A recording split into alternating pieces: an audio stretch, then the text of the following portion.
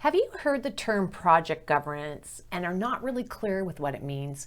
Well, in this video, we're going to look at that question, what is project governance? And I'm going to make it crystal clear for you. Project governance definition. In essence, it's how the project is run and how decisions are made. There tends to be some core things that you look at. You look at the project process, you look at roles and responsibilities of your stakeholders, and you also look at how you're communicating on the project. That encompasses project governance. Now, before we get into some of those details, I want you to stay tuned because within this video, very shortly, I'm going to share with you how to get your hands on a checklist that you need to have to ensure your projects don't fail. Project processes. Really good project governance revolves around strong project processes. Yes, there's a process to project management. It's not willy-nilly. You just don't go ahead and do it. If you're going to have strong governance to ensure that you're delivering on the right items that you need to be delivering on, you have to have a framework associated with it. Now, that framework revolves around the stages of project management. They revolve around the types of meetings you're going to have, who's going to be part of those meetings. They revolve around your documentation, the expectations of where those documentations are going to be stored, the frequencies of certain key elements within your projects, maybe certain key elements of meetings with certain people. It becomes really important that this is how you're going to structure your project and the key elements associated with it. Now, the good news is I have you covered because my project management course goes through all of that and sets it up for you so it's very clear from start to finish. Stakeholders' roles and responsibilities. Now, this is critical because if you're going to have governance, yes, you need a process in place for sure, but then everybody needs to know what's expected of them, what's their role and what's their responsibility within that process. So this is really critical for clarity, in essence, to allow people to go ahead and do what they need to do, and you don't have to micromanage them. So there's a couple of ways you can go about doing this. I'm a big believer in putting in my project charter, which would be a key document and part of the process. It's part of the governance because it's laying everything out. It's very clear what everyone's supposed to do from a deliverable standpoint. But I also include the roles and responsibilities of my team members.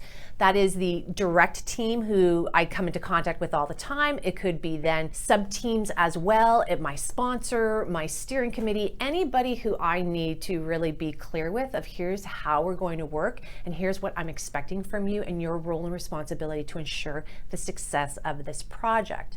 Another tool you can use is a RACI. And what is that? It's a spreadsheet that high level explains some activities or expectations, and it's done through who's going to be responsible for that, accountable for that, consulted on it, and informed on it.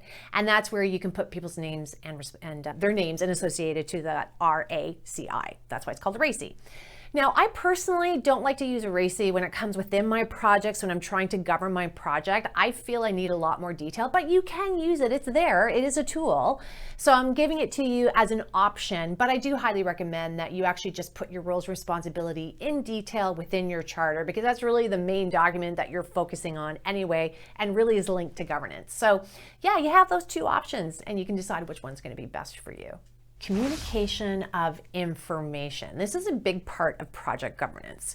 So what you do is there's kind of a few layers within this. There is the layer of your immediate team members. This is where detailed information comes into play. How are they going to communicate with you? How are you going to communicate with them? I personally like to have an expectation of in our action plan, the WBS, they're going to communicate in the cell called comments, which gives the detail. So I don't have to necessarily have meetings with them. We just go to the document. So that's part of the governance I have on my project.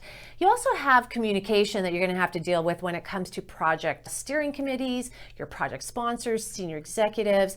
That may be in a status update meeting or even status update emails or some sort of documentation. You may have reports that you have to do.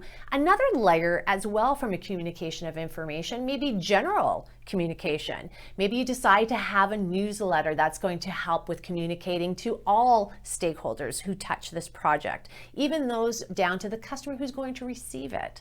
That could be an internal department or an external customer. But the key is you're setting up how you're going to be communicating amongst all the different levels within your project, and each of them has something different and unique that they need. And this is what the governance is all about, to be really clear on what that is, because I promise you, this is not one solution fits all. You really do have to be specific based on the individual. Now that you know the key elements of project governance, you need to get this. It's free for you. The link is underneath this video. It's to understand what causes your projects to struggle and how to ensure that that doesn't happen. So definitely get it. Make sure you watch this next video. It's on the top 5 project documents that you really need to have in your projects. On that note, please like this video, subscribe. It tells YouTube we're doing a great job. And I will see you at the next video.